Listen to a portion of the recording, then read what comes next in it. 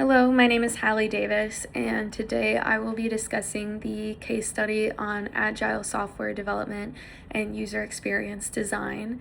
In this case study, it examines how we can integrate user experience design within the Agile software development process.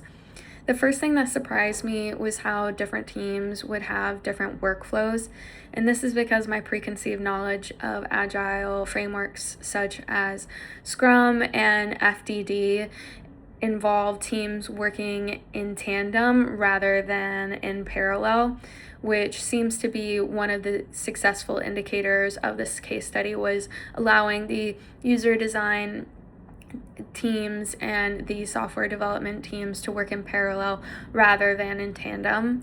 This is the second thing that surprised me kind of similarly was just how far ahead the user design teams would work from the software development teams.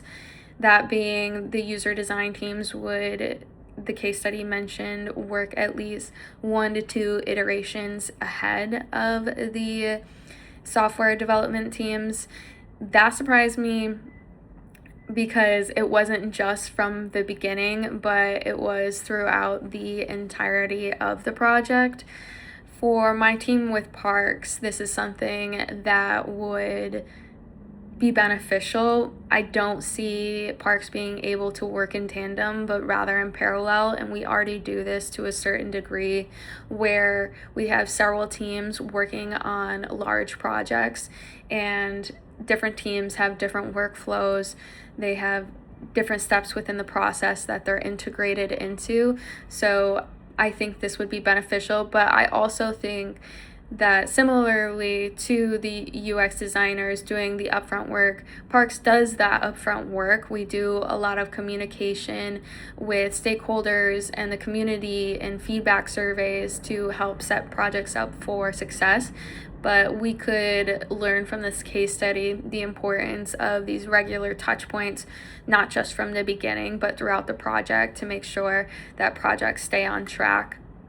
The third thing that surprised me was the follow-up study results, that being customers were less inclined to pay for the user experience designers and instead wanted to take this on themselves. Whether that be to economic reasonings, I don't think the case study mentioned, but this led to a breakdown in communication between the designers and the developers. This makes total sense to me. I think oftentimes while clients can give very valuable feedback and are a great resource to designing a project and sustaining that project, they don't have all of the knowledge or the resources required to be successful throughout the entirety of this process. And instead of being helpful, which I think they're trying to be helpful, they cause this breakdown in communication again between the designers and the developers. Within Parks, this is something we see all the time. Again, we do value a lot of community feedback, and oftentimes we see members of the community trying to get involved with individual teams, and if that information isn't disseminated across all teams working on a project, there can be a breakdown in communication and expectations, which I think that's why it is important for there to be constant evaluation throughout and especially at the end of the project.